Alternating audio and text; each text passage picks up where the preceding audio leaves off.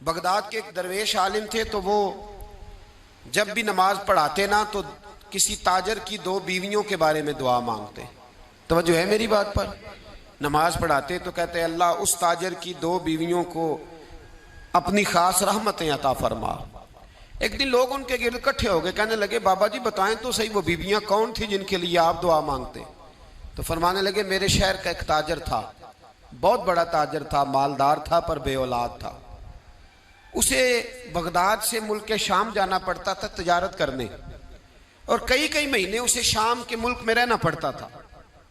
उसने इस तरह किया कि वहां भी एक शादी कर ली। तो जो है ना मेरी बात पर, क्या कर लिया उसने? दूसरी शादी करना मर्द के लिए जायज है, तीसरी करना भी, चौथी करना भी भैया के वक्त, मगर अगर इंसाफ कर सके तो। अगर चारों में हम ना आधा मसला सुनते हैं और आधा ही बयान करते हैं, अगर इंसाफ ना कर सके फिर उसके लिए 4 जायज, फिर वो एक ही रखेगा। तो अजीज दोस्त, दूसरा निकाह कर लिया, शादी हो गई। अब वो वहां कुछ ज्यादा वक्त गुजारने लगा, मालदार आदमी था, बीवी को मकान भी लेके दे दिया। अब वो जरा देर से आता वापिस, और जब आता भी तो उसके वो वाले अंदाज ना होते जो पहले हुआ करते थे। अब बीवी से बड़ा जासूस भी कोई नहीं होता, उसको तो पहले पता चल जाता है कि माजरा क्या है, उसे बड़ी खबर होती है। तो उसने महसूस कर लिया कि बदले बदले से मेरी सरकार नजर आते। वो कहने लगी अब के जब आता जाता है तो इसके हालात कुछ बदले बदले से हैं, माहौल कुछ और है। उसने एक बूढ़ा आदमी जो उसका अजीज भी था और समझदार भी था उसको तैयार किया। कहने लगी अब के जब मुल्क के शाम जाए ना तो इसका पीछा करना और खबर करना कि कहाँ रहता है, कहाँ जाता है, क्या करता है। वो बूढ़े बुजुर्ग जो थे वो खातून के कहने पर कुछ उसने किराया भी दिया। वो उस ताजर के पीछे गए और वापस आके खबर दी। कहने लगे कि ये तो 2-3 साल बीत गए, इसने वहां भी शादी की हुई है, तुझे बताया ही नहीं। बीबी बड़ी समझदार थी, हौसला मंद, जीरत, उसने शोर नहीं मचाया। उसने कहा कि मैं ना अब जब आएगा ना तो तरीके से बात करूंगी और पूछूंगी कि ऐसा क्यों किया। और ये भी उसने आके बताया कि अगर तेरे साथ निकाह के बाद उसे औलाद नहीं मिली तो औलाद वहां भी कोई नहीं, ये मुकम्मल तफसीलात। अब जब इस दफा खामंद आया तो आते ही वो बीमार हो गया, कमजोर होने लगा। अब खातून ने मुनासिब नहीं समझा कि आते ही धड़ाम से मैं उसके सर पर ये फोड़ दूं कि तूने निकाह किया हुआ है और मुझे बताया नहीं। वो जरा तसल्ली में रही, कुछ वो बीमार था, हौसला रखा, खिदमत करती रही। कुछ दिन गुजरे तो वो ताजर इंतकाल कर गया, फौत हो गया। अब राज खुल ना सका, इद्दत गुजारी, और जब सारा माल जमा किया ना तो अशरफियों की बोरियां भर गई। सारा माल उस बीबी का, 4 बोरियों में अशरफियां, 4। यहां तो पेट का दोजख है, माज अल्लाह भरता ही नहीं।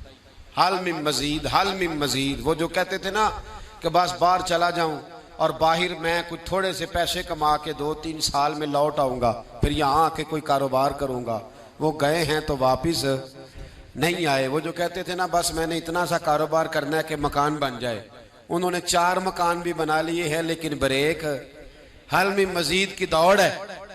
अब 4 बोरियां उस औरत ने छुपाए रखी। कोई बंदा नहीं जानता बगदाद में कि मुल्क के शाम में ताजर की दूसरी बीवी भी है। जब वो फारिग हुई तो उसने उस बूढ़े जासूस को फिर बुलाया और 2 बोरियां ऊंट पे रखी, खुद भी साथ बैठी और मुल्क के शाम गई। अल्लाह अकबर। वह बुजुर्ग कहते हैं मैं ऐसे ही नहीं दुआ करता। उसको जाके कहने लगी मैं अकेली वारिस नहीं हूं, आधे की वारिस तू भी है। मैं अकेली वारिस नहीं, ये तकसीम विरासत है, आधी की वारिस तू भी है। तो रख अपने पैसे, मुझे पता है उसने निकाह किया था पर मुझे बताया नहीं था, तो रख अपने पैसे, मैं तुझे दे रही हूं, आधे तेरे हैं आधे मेरे हैं। उसने नजर उठाई तो रो पड़ी, कहने लगी नहीं अब ये सारे तेरे ही हैं। अगर तू अल्लाह से डरती है तो मैं भी रब से डरती हूँ।